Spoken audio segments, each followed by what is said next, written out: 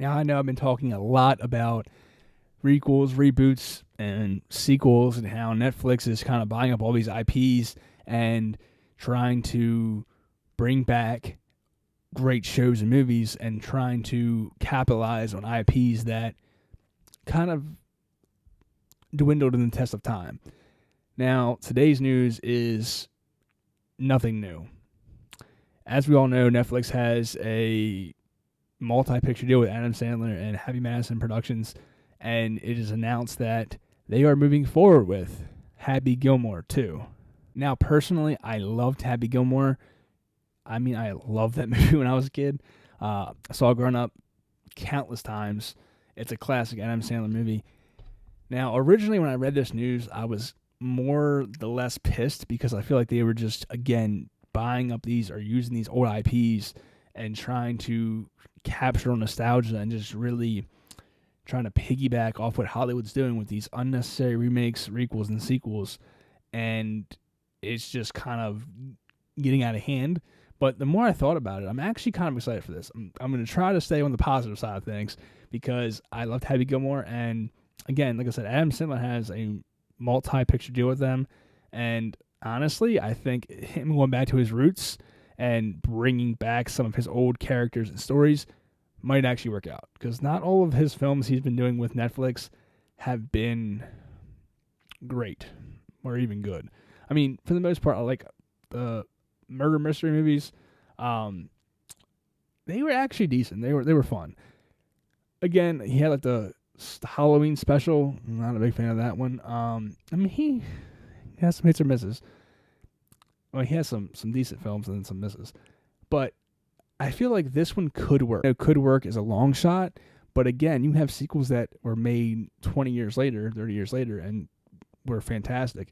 And Netflix even was responsible for one of those sequels. And this is something I talked about in one of the previous videos.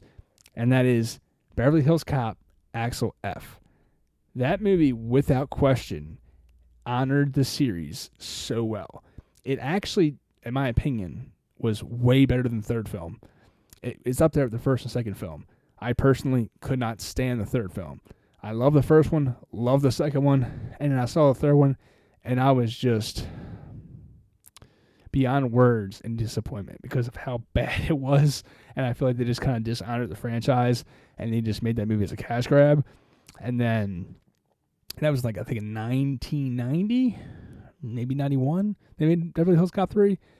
Anyway, I didn't like it at all.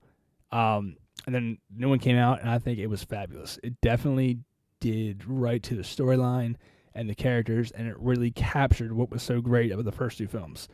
Now, if Netflix stays on that same path, we could have a great sequel to Happy Gilmore and introduce an entire new generation to classic Adam Sandler comedies like Happy Gilmore. However, if they just kind of do this to throw it out there and they don't actually take the proper steps into making it good, then we could be looking at a disaster. Like Strangers Pray at Night, bad. And that movie was bad. Or even more famously unfamous, the worst sequel I've never seen, but I can only imagine how bad it is.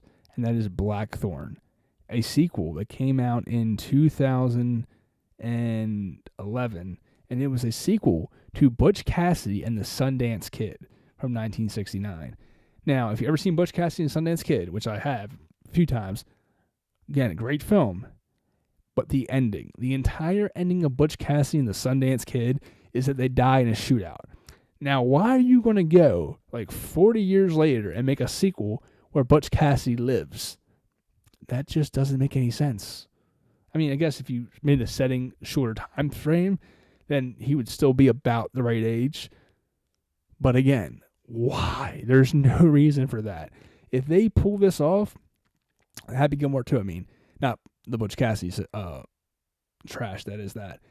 But if they pull this off and make it good, it could be Ghostbusters Afterlife. Or it could be just as bad as Blackthorn, a unnecessary sequel to arguably one of the greatest Westerns of all time. What are your thoughts? Comment below. Let me know.